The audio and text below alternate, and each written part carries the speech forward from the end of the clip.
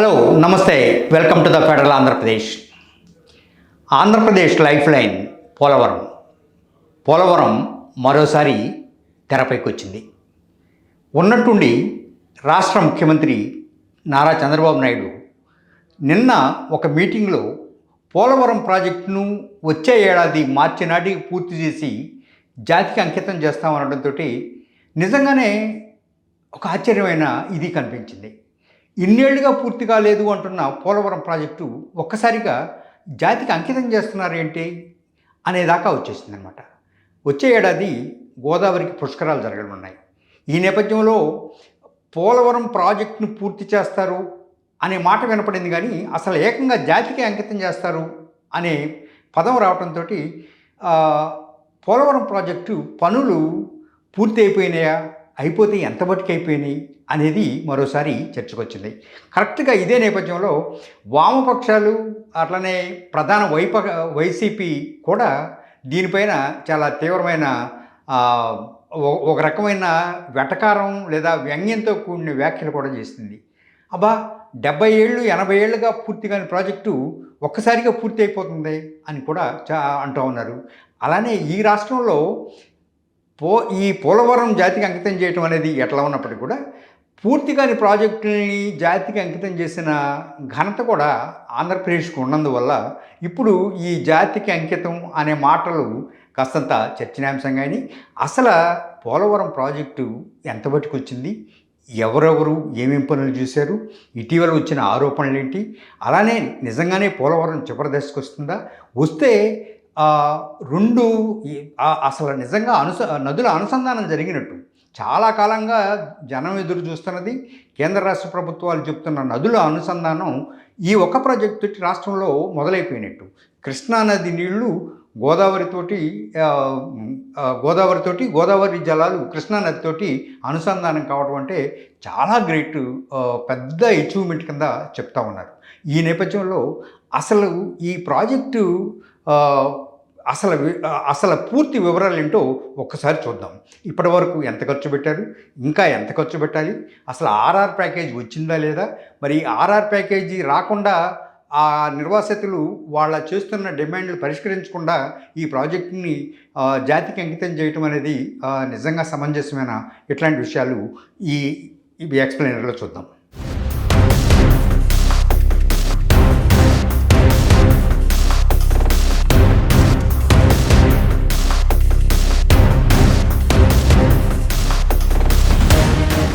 ఇదిగో ఇదే పోలవరం ప్రాజెక్టు మీరు చూస్తున్నది.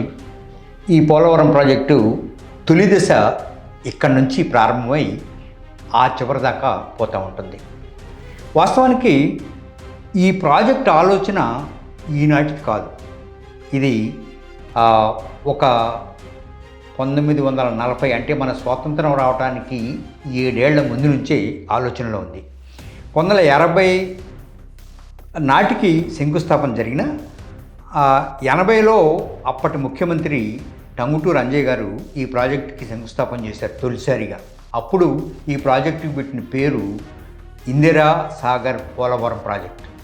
ఆ తర్వాత 1980 నుంచి 2000 దాకా ఇది ఒక అడుగు ముందుకి 2 అడుగులు వెనక్కన్నట్టుగా సాగింది. అనేక రాష్ట్రాల అభ్యంతరం చెప్పినాయి. వీటన్నిటిని పరిష్కరించుకునే వాటికి కాలం గడిచిపోయింది.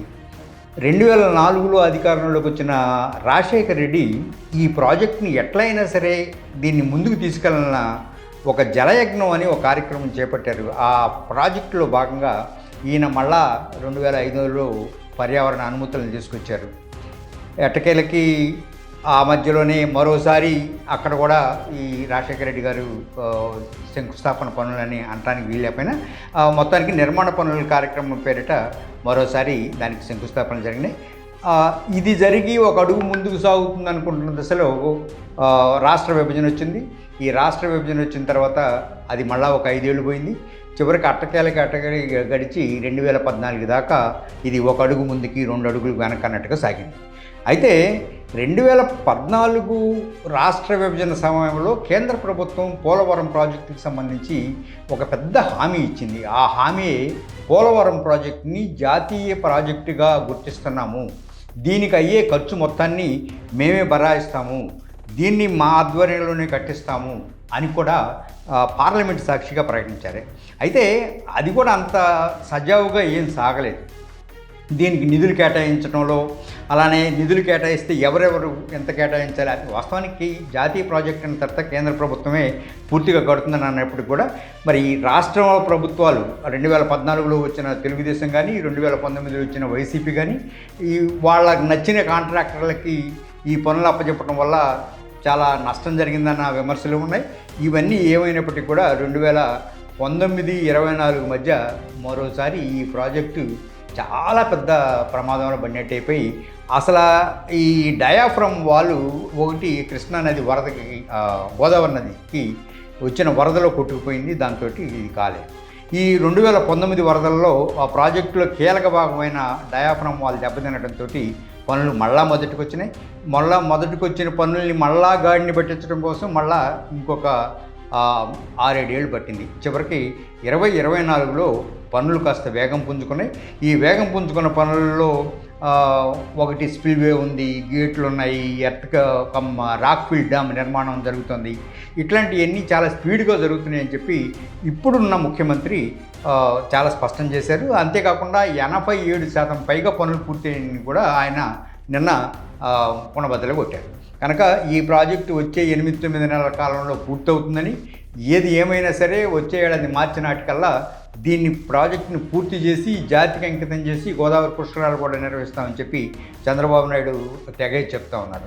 నిజంగానే పోలవరం పూర్తయితే మరి మనకు వచ్చే సౌలభ్యం ఏంటి, లేదా మనకు ఒరిగేది ఏంటి అనే అనుమానం మీకు రావచ్చు. ఇది కనుక ప్రాజెక్టు పూర్తయితే సుమారు 7 లక్షల ఎకరాలకు పైగా సాగునీటి ప్రయోజనం వస్తుంది. అటు ఉత్తరాంధ్రకి, ఇటు కృష్ణా డెల్టాకి కూడా ఖచ్చితంగా నీటి భద్రత ఉంటుంది. ఈ నీటి భద్రతతో పాటు తాగునీటి సరఫరా కూడా మెరుగవుద్దనేది ఒక ఇది ప్రాజెక్టులో మెయిన్ భాగం. దీనికన్నా ఇంకొక ముఖ్యమైనది కూడా ఉంది. 960 మెగావాట్ల జల విద్యుత్ ఉత్పత్తి అవుతుంది. ఇది కనుక జరిగితే నిజంగానే ఆ ప్రాజెక్టుకి సంబంధించిన పవర్తో పాటు మిగతా ఉత్తరాంధ్ర జిల్లాలకి, కోస్తా జిల్లాలకి కరెంటు కోసం ఎత్తుకోవాల్సిన అవసరం కూడా ఉంటుంది. అయితే పోలవరం ఎప్పుడు పూర్తి అవుద్ది అనే దానిపైన మాత్రం చాలామందికి చాలా రకాలుగా సందేహాలు ఉన్నాయి. ఆ సందేహాలన్నింటినీ ఇప్పుడు చంద్రబాబు నాయుడు అసలు నేను పట్టించుకోను అన్నాడు. లక్షలాది ఎకరాలకు నీళ్ళు ఇవ్వటం, కోట్ల మందికి మంచినీళ్ళు ఇవ్వటం, పరిశ్రమలకి నీటి భద్రత, 960 మెగావాట్ల విద్యుత్ ఉత్పత్తిని పూర్తి చేసి ఇవన్నిటికీ జాతికి అంకితం చేసి రాష్ట్ర ప్రజల ముందు తన ప్రగతి ప్రణాళికను నిరూపిస్తానని చెప్పి చంద్రబాబు డంకా బజాయి చెప్పారు. దానికి జీవనాడి పోలవరం రోజుటికి 89% పనులు పూర్తి చేశాం. అందరికీ సహాయం చేశాం. నిర్వాసితులందరూ కూడా హ్యాపీగా ఉన్నారు. 2250 కోట్లు నిర్వాసితులకు అందించాం. పునరావాస కాలనీలు నిర్మించాం. ఇప్పటికి కేంద్ర సహకారంతో 7100 కోట్లు ఖర్చు పెట్టాం. అలాగే అసలు పోలవరం పనులు మీరు ఊహించరు, మీరు కావాలంటే రండి అని కూడా ఒక సవాల్ లాంటిది తీశారు. ఈవేళ ఆ నేపథ్యంలోనే ఈవేళ బీజేపీ అధికార ప్రతినిధి వర్గం ఒక బృందం కలిసి ఈవేళ పోలవరం ప్రాజెక్టుని చూడటానికి పోయింది. ఈవేళ అంటే 16వ తారీఖు నాడు వాళ్ళు పోయొచ్చు కూడా వాళ్ళు అసలు ప్రాజెక్టుకి వచ్చిన ఇబ్బంది ఏమీ లేదు, తొందరలోనే పూర్తి చేస్తామని చెప్తా ఉన్నారు. అయితే ఆంధ్రప్రదేశ్లో ఇప్పటికే ఇటువంటి మాటలు చాలా రకాలుగా విన్నందువల్ల జనానికి ఈ ప్రాజెక్టు మీద పూర్తిగా నమ్మకం కలుగుతుందా లేదా అనేది కూడా అది ఒక ప్రశ్నగా ఉంది. ఇప్పటివరకు ప్రాజెక్టు మొదట అనుకున్న లెక్క ప్రకారంగా 10,150 కోట్ల రూపాయలతో ప్రారంభం కావాల్సి ఉంటే దాని రూపాయి పెరుగుకుంటూ పోయి అది ప్రస్తుతం సవరించిన లెక్క ప్రకారంగా 55,549 కోట్ల రూపాయలకి ఆ వ్యయం పెరిగింది. ఇదంతా ఇట్లా ఉంటే అసలు ముందు ఆర్ఆర్ ప్యాకేజీ ఒకటి ఉంది. ఈ ప్రాజెక్టు కోసం భూములు ఇచ్చిన వాళ్ళకి ఇంతబట్టికి కొన్ని గ్రామాలు పూర్తి కాలేదని, కట్టిన గ్రామాలలో సౌకర్యాలు లేవని, అలానే వాళ్ళ పొలాలకు ఇవ్వాల్సిన పరిహారం కూడా పోలేదని, గిరిజన గ్రామాలకి పోవాల్సిన కాంపెన్సేషన్ ఇంకా పోలేదని కూడా జరుగుతుంది. దానికి ఒక కనీసం ఎంత లేదన్నా 34,000 కోట్లు కావాలని చెప్పి కూడా సిపిఎం రాష్ట్ర ప్రధాన కార్యదర్శి వి శ్రీనివాసరావు గారు చెప్పారు. అలానే సిపిఐ వాళ్ళు కూడా అదే మాట చెప్పారు. అంటే ఎంత లేనప్పటికీ కూడా పనులు పూర్తయినప్పటికీ కూడా ఆర్ఆర్ ప్యాకేజీ పూర్తి కాకుండా ఈ ప్రాజెక్టు ముందుకు పోద్దా అనే లెక్క కూడా ఉంది. వాళ్ళే కూడా ఆ మేరకు సవాళ్ళు కూడా చేశారు. వాళ్ళకి ఇచ్చిన తర్వాతనే మేము ప్రాజెక్టును పూర్తి చేపిస్తాం, లేకపోతే ఇది అయ్యే పని కాదు అని కూడా వాళ్ళు చెప్పుకుంటూ వచ్చారు. ఇవన్నీ ప్రధానమైన సమస్యలుగా ఉన్నాయి. ఇంకా పూర్తి కావాల్సిన పనుల్లో ముఖ్యమైనది ఈ earth cum rock fill dam అనేది చాలా నిర్మాణమైన ప్రధానంలో ఒక పెద్ద భాగం. అది ఒక పక్క అయిందని, ఒక పక్క కాలేదని, వీటన్నిటికీ లింక్ పనులు చాలా చేయాల్సినవి చెప్పి తెలుస్తోంది. అట్లనే హైడ్రో ఎలక్ట్రికల్ పవర్ హౌస్ కూడా ఇంకా నిర్మాణం కాలేదు. అది కూడా అవుతుందనేది చెప్తామన్నారు. కానీ అది ఇప్పటికిప్పుడు అవుతుందా, తర్వాత చేస్తారా అనేది లెక్క ప్రకారంగా అది ఒక పార్ట్ పూర్తి చేయాల్సింది. ఇక నిర్వాసితుల లెక్క వస్తే మొత్తం నిర్వాసితులు అంటే ఈ ప్రాజెక్టు వల్ల స్థలం పొలం కోల్పోయిన వాళ్ళు, వాళ్ళని ఊళ్ళు కోల్పోయిన వాళ్ళు 20,946 కుటుంబాలు ఇప్పుడు నిర్వాసితులుగా ఉన్నారు. ఆ వాటిల్లో తూర్పుగోదావరి జిల్లాలో 7,962 కుటుంబాలు, పశ్చిమ గోదావరి జిల్లాలో 12,984 కుటుంబాలు ఉన్నాయి. అంటే ఈ ప్రాజెక్ట్ కోసం త్యాగం చేసిన కుటుంబాలు దగ్గర 21,000 కుటుంబాలు నేరుగా మనకు కనిపిస్తూ ఉన్నాయి. వీళ్ళందరికీ కూడా పరిహారం అందాల్సింది. ఈ పరిహారం అందిన తర్వాతనే ఈ ప్రాజెక్టు ముందుకు పోతుందని భావిస్తూ ఉన్నారు. అయితే గోదావరి ప్రాజెక్టు మీద నిర్మిస్తున్న ఈ పోలవరం ప్రాజెక్టుని నుంచి కృష్ణా డెల్టాకి నీరు రావడం కోసం ఇప్పటికే మనం పట్టిసీమ కాలువను చూసాం. పట్టిసీమ కాలువకి నీళ్లు ఎత్తిపోసి ఆడ నుంచి కృష్ణా డెల్టాకి తీసుకొచ్చి కృష్ణా డెల్టాలో నీళ్లు వదులుగా ఉన్నారు బ్యారేజీ, కృష్ణా బ్యారేజ్ దగ్గర నుంచి. ఇది ఒక మేజర్ అచీవ్మెంట్ కింద మనం ఇప్పటిదాకా చూస్తూ వస్తాం. నిజంగానే ప్రాజెక్టు పూర్తయితే ఇంకా ఎంత మేలు జరుగుతుందనేది కూడా మనం చూడొచ్చు.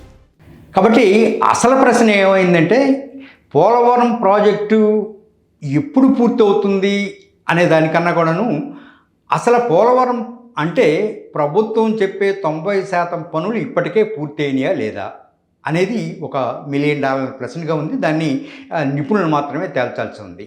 కాబట్టి నీళ్లు వస్తాయి కనుక ప్రాజెక్టు పూర్తయింది అనుకుంటే ఒక లెక్క అది. కానీ పట్టిసీమ ద్వారా నీళ్లు వస్తున్నాయి, అట్లనే ఉత్తరాంధ్రకు కూడా నీళ్లు పోవాలి.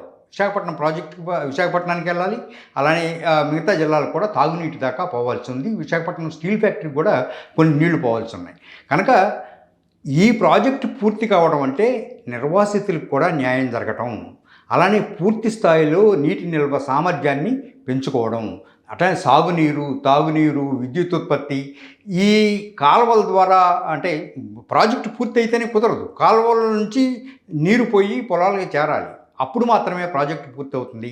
ప్రాజెక్టు పూర్తి చేశాం కదా అని చెప్పి ఒక పెద్ద ఫ్రేమ్ గీయించేసి మనం ప్రాజెక్టు పూర్తి అయింది అని చెప్పి తుతు మంత్రంగా అనిపిస్తే ఆ తర్వాత పట్టించుకునే వాళ్ళు ఉండరు. కనుక ఇప్పుడైనా సరే రాష్ట్ర ప్రభుత్వం పర్ఫెక్ట్గా ప్రాజెక్టును పూర్తి చేసి ఈ రాష్ట్ర ప్రజల చిరకాల వాంఛ పోలవరం ప్రాజెక్టు కనుక పూర్తి అయితే ఆంధ్రప్రదేశ్ భవిష్యత్తు బాగుంటుందని చెప్పి అందరూ అనుకుంటున్నారు. కనుక ప్రజలు దానికోసం ఎదురు చూస్తున్నారు తప్ప హడావుడిగా జాతికి అంకితాలు చేసి మళ్ళా విమర్శలు పాలయ్యి మళ్ళా గోదావరికి వరదలు వచ్చినప్పుడల్లా దాంట్లో అది కొట్టుకుపోయింది ఇది కొట్టుకుపోయిందనే విమర్శలు రాకుండా ప్రాజెక్ట్ని పకడ్బందీగా పూర్తి చేసిన తర్వాతనే జాతికి అంకితం చేయాలని చెప్పి ప్రజలు కోరుకుంటూ ఉన్నారు.